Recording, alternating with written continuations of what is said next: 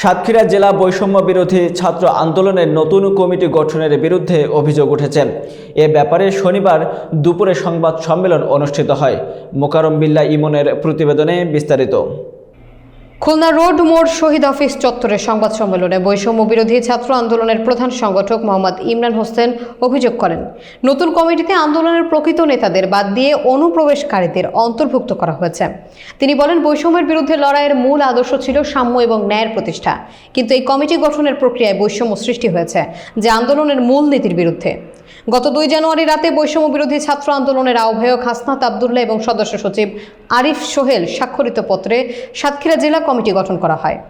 একমাত্র সঠিক সংগঠকদের বাদ দিয়ে নতুন কমিটি গঠন করায় আন্দোলনে বিভাজনের আশঙ্কা তৈরি হয়েছে। আপনারা নতুন করে যাচাই বাছাই করে যারা সামনে থেকে নেতৃত্ব দিয়েছেন, বিশেষ করে ইমরান ভাই আছেন এখানে, তিনি আন্দোলনের সূচনা থেকে কারাবরণ, রিমান্ড বরণ সহ এমন কোনো ভূমিকা নাই তিনি রাখেননি।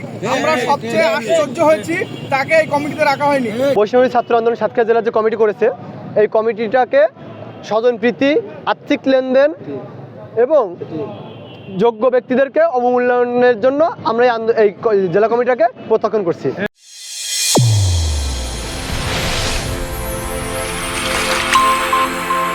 চ্যানেল A1 হৃদয়ের স্পন্দন।